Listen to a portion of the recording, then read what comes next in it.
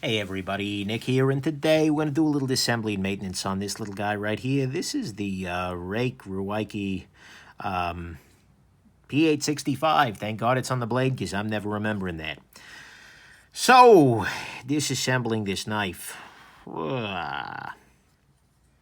Weird thing about this guy is that there don't appear to be the requisite number of screws. So what I think we've got going on here is like a nested construction, where like the pivot screw and the clip screws hold down a piece of G10 on top of metal, which has separate screws underneath it there. That's not so stellar. I mean, it's fine, I guess, but I'm just going to assume that that's what's going on here. So the pivot is actually the pivot. So that's good, I guess. And the blade is now wanting to drop free, which is frightening. So we'll pop these guys out, pop out the clip screws as well. There we go. And those are, come on, put that in there. By the way, I'm using a pair of screwdrivers here from Scout Leather. Yep, there we go. Who's your bazzy? I called it. Who's your bassy? That's awful. I called it because yeah, they're these separate set of sub screws underneath there. But anyways, what the hell was I saying? Oh, I'm using these drivers here from Scout Leather Company.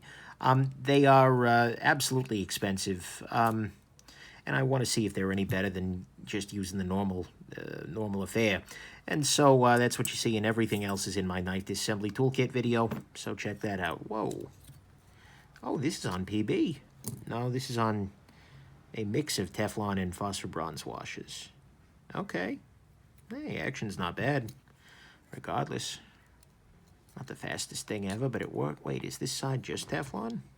Or is the PB on the other side? Okay. So they're using micro-thin phosphor bronze on top of plastic. The plastics aren't even drilled right. Okay. This little bit just fell out of here. And then you can see that the G10 backspacer is actually cracking around this part here. All right. Well, this better be cheap. Put it that way. I'm going to go ahead and use some rubbing alcohol here and just kind of clean off the area. Ruike rake, whatever the heck they're called, uses relatively thick grease generally, which I don't think is doing them many favors, but it is what it is. And so I'm just going to do my best to clean that thick grease off of things and get everything back in business and good to go here. Hopefully things will run a little better once I'm using better lubricant. When the washers are this damn thin, you got to be careful because you run the risk of bending the washer, and that's the one advantage that plastic washers have, is that, you know, if you bend them, you can just bend them back and put them back in and they're still good. Mind you, that's not a great thing. It's kind of like saying the one advantage to hiring a dolphin as your secretary is that if your office floods, your dolphin is going to be just fine. I mean, yes, that's absolutely true. That is one advantage in one niche domain, but that doesn't make up for the fact that the rest of the time she's going to be flippering, or he is going to be flippering all around the office and communicating with you in ultrasonic bursts of whistles that you can't hear. And it's just going to be a bad, thing overall. Not, to impugn the work ethic of dolphins. Holy crap, where the hell did that come from? Anyways, that's... Oh, yeah, phosphor bronze bending. Yeah, so unlike dolphins, phosphor bronze washers bend. But that's okay. That's the moral of today's story. This is my third disassembly in a row. And I've been filming a fair amount today. I'm trying to get a number of knives sort of off my table, so to speak, that I've been carrying in the last week. And so at this point in time, my brain ain't quite there. Hence the dolphins. I kind of imagine that for some subset of people, this is probably a plus, the fact that I'm just barely keeping it together. But, for me, I could go either way. All right, so we've got ourselves a D-shaped pivot here. Back at the ranch, let's start the reassembly. We've got ourselves a D-shaped pivot here. So we just need to make sure that the D shape for the pivot is in the same position that as it will be on the other scale. It's good. Got these two little pins need to be in position. I'm going to use some 10-weight nano oil on this guy. Why not, right? There we go. Like I think I mentioned the disassembly toolkit video already. If I didn't, watch that. The reason I keep mentioning that is that, you know, for a while, it's been the case that the most common comment I get on disassembly videos is, "What screwdrivers are you using? What, you know, what's the tool?" And so if I just have that video and I keep updating it, I don't have to answer that question quite as often. You know, yeah. Sometimes you got to be practical to survive. So you're hearing a bunch of chirping likely out in the back there, like loud noises and whatnot. That is a set of hummingbirds just being jerks to one another.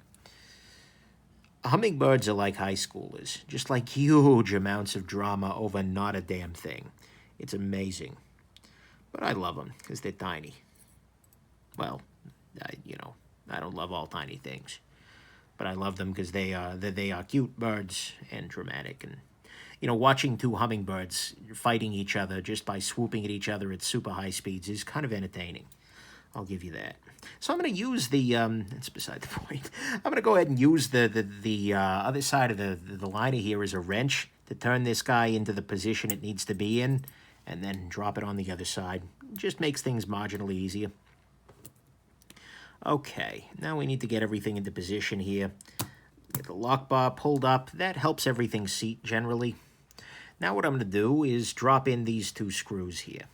Now, I don't actually need to use thread locker on these. I mean, everybody always says, well, Nick, you know, why do you use thread locker on that? They're never going to pop off. Well, no, they're not. That's true. But practically speaking, what could happen is for them to loosen up a little bit. You know, they're not going to fly off and, you know, get lost because they're going to be trapped by the scales. But if they did loosen up over time, what that could mean is that, you know, the two scales start, you know, moving relative to one another, and it's not something I want to see happen. So I'm still going to use a little Loctite on there. And also, frankly, Loctite is cheap. You know, if this were, you know, derived from, I don't know, if they sold Loctite at Whole Foods, so it was like really super freaking expensive, then I would not do that. But in this case, I can buy it at a hardware store, so it's not so incredibly bad. Alrighty. Recently, Amazon, so if you're an Amazon Prime member, and by the way, you shouldn't buy knives on Amazon where you can avoid it, just because there are really good retailers online and local who deserve your support, and Jeff Bezos has enough of your freaking money. But anyways, Amazon has a Prime membership thing, and they've recently announced that Prime members, of which I am one, get a discount at the Whole Foods, and that's really hilarious because it's still way too expensive. It's like a gigantic freaking discount, and still you're just like, wow, there is no way in hell. It's like, yeah, it's like a discount at the Benchmade factory. It's just like, wow, that's still overpriced. I digress. This is my last, yeah, hey, this is my last disassembly for the afternoon. That's nice. It's a Saturday afternoon. Oftentimes, my weekends go to the channel, just preparing things, because, you know, my goal here is to, you know, the 3 knives I've just disassembled, oh, okay, it's a little too tight, are, you know, going to be what I carry for the week, and, yeah, there we go. And so that's part of my weekend ritual, like, whoa, why the hell is that bad? Maybe it's just still too tight. Let me back that off a little more. No play. Huh. So what's going on here is that the action is suddenly very gritty. On both sides, I've installed the... Yeah, so I'm looking down into here, and I'm just making sure that I put the phosphor bronze up against the blade. That's important. Why is my light not working here? Oh, probably because I haven't used it since I moved. And I put a little... I unscrewed it so it didn't heat up and light things on fire during the drive. There we go. Okay. Not the smoothest thing ever on the clothes, but it's also running on washers. And partly on Teflon. The deployment action, though, is very good. I'm going to see if I can loosen it up further and if that'll let me. Yeah, that's much nicer, and there's still no play. It's good. Loosen up a little further. Just see what I can get away with here. There we go. Okay, now there's play. No play. And loosen it up one more time. I'm just trying to get every ounce of performance I can out of this. Because if I can get it, chances are you can get it. And there we go. So the knife is now fully reassembled and disassembled and maintained and whatnot. Actually a nice knife, I gotta say. I haven't carried it yet. I gotta take some time. There may be something terrible that I'm missing, but so far this is actually kind of cool.